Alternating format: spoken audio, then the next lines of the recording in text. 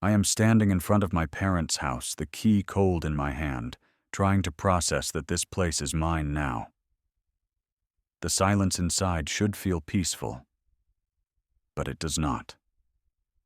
Mom and Dad are gone, and the weight of their absence sits heavy on my chest. What makes it stranger is that my brother Brad, who spent our entire lives as the favorite, is not mentioned in their will. Not a single word. And right now, his truck just pulled up to the curb. I can see him getting out, his face twisted with rage. I know what is coming. This conversation has been 30 years in the making. Before we dive into how justice finally found its way to my doorstep, let me know where you are watching from in the comments below. Hit that like button and subscribe, because this story about family betrayal and the truth that refused to stay buried will show you that sometimes patience is the most powerful weapon you can have. Now let me take you back to where this all started, back when I was just a kid, trying to understand why my own brother hated me so much. Growing up in a small town in Ohio, I thought every family worked like mine. Dad was a mechanical engineer at the local plant, and Mom taught 3rd grade at the elementary school 3 blocks from our house. We lived in a 2-story house with blue shutters and a yard that needed mowing every week in summer.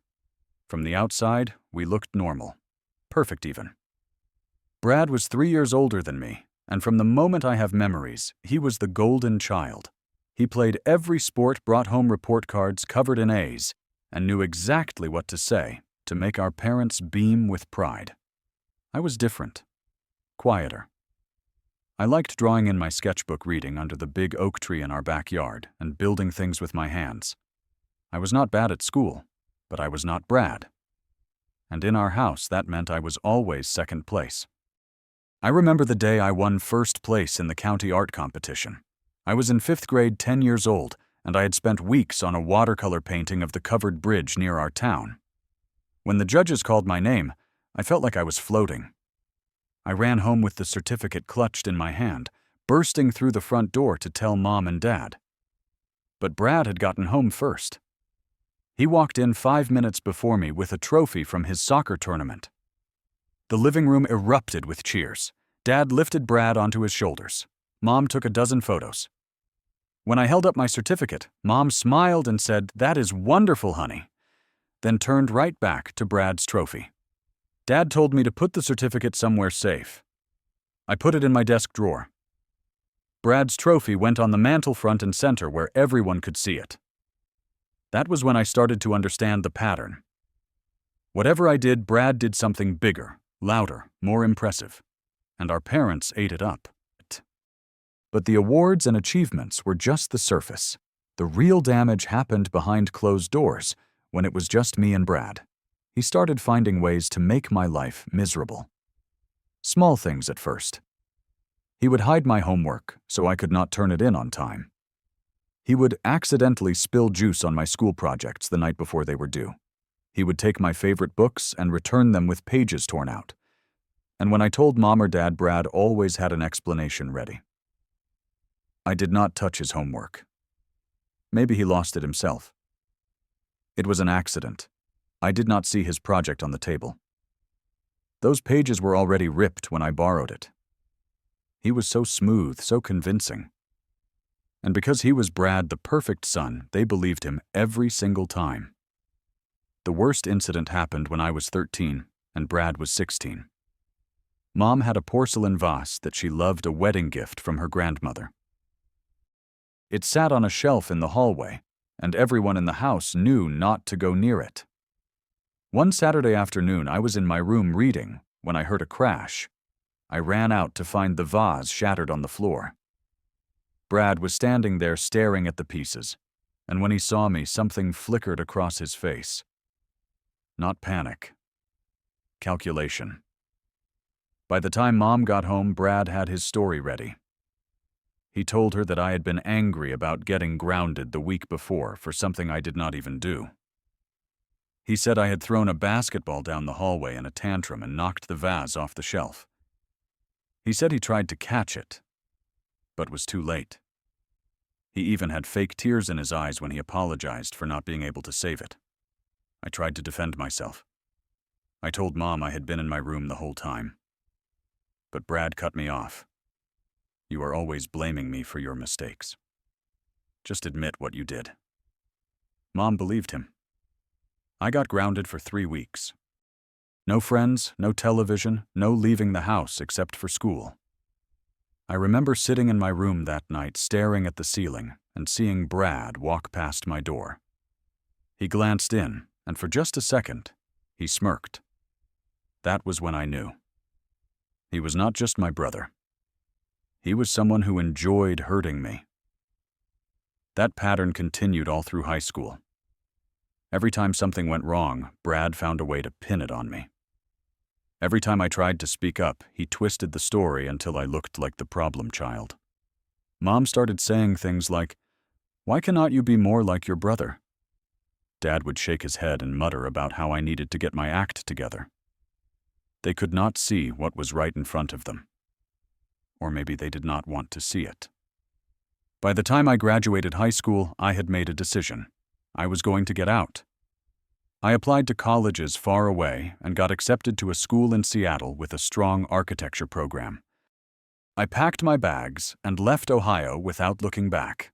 I told myself that distance would give me freedom, that I could finally build a life where I was not living in Brad's shadow.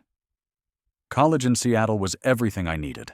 I threw myself into my studies, worked part-time jobs to pay my way, and slowly built a life that felt like mine. I called home once a week because Mom asked me to, but the conversations were always the same. She would ask how I was doing, I would tell her about a project or a class, and then she would shift the topic to Brad. How was I supposed to feel hearing my own mother talk more about my brother than about me? Brad stayed in Ohio. He bounced from job to job, never sticking with anything for more than a year. But whenever he came home for holidays or birthdays, he knew how to put on a show.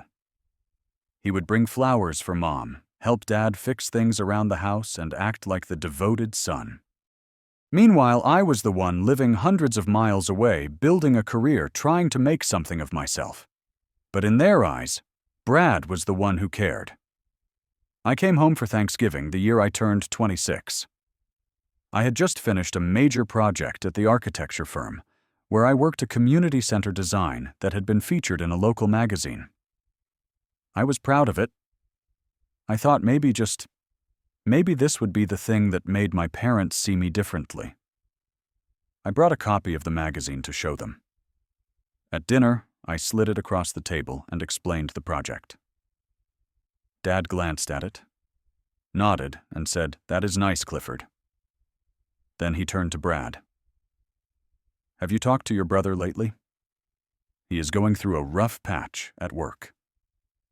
I felt that familiar tightness in my chest, the same feeling I had when I was 10 years old holding up my art certificate while they celebrated Brad's soccer trophy. Nothing had changed. What I did not know at the time was that Brad's rough patches were becoming more frequent and more expensive. Over the next few years, I started hearing things from Mom during our phone calls. Brad needed money to start a business. Brad needed help with rent. Brad needed a loan to fix his car. Every time Mom and Dad gave it to him. When I gently suggested that maybe they should be careful about lending so much, Dad got defensive. "Your brother is trying to get his life together. Why are you always so negative about him?" I stopped bringing it up after that. But I kept a mental tally. 5,000 here. 3,000 there. By the time I was 30, Brad had borrowed over $40,000 from our parents. And as far as I knew, he had never paid back a dime.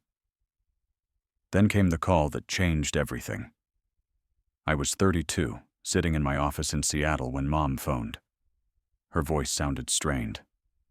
She told me that Dad's health was declining. He had been diagnosed with early-stage heart disease, and they were making plans to simplify their finances. She said Brad had offered to help them manage their bank accounts since he was nearby. She asked if I thought that was a good idea. Every instinct in my body screamed no. But what could I say? I was 1,000 miles away. Brad was right there, and they trusted him. I told her to make sure everything was documented and to keep an eye on the accounts. She laughed it off. You worry too much, Clifford. Brad is taking good care of us. A few months later, I flew home for a visit. When I walked into their house, something felt off. There was a brand new television mounted on the wall, easily 60 inches. The couch and armchairs had been replaced with expensive leather furniture. The kitchen had new appliances. I asked Mom about it, and she looked uncomfortable. Brad bought those for us. He said we deserved nice things. I felt a chill run down my spine. Where did Brad get the money for all this? Mom did not answer right away. Finally, she said, "He has access to our account now. I suppose he used some of the money." I could not believe what I was hearing.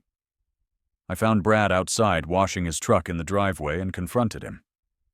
"Did you buy all that stuff with their money?" He did not even flinch. "I am taking care of them." "What have you done? You were never even here."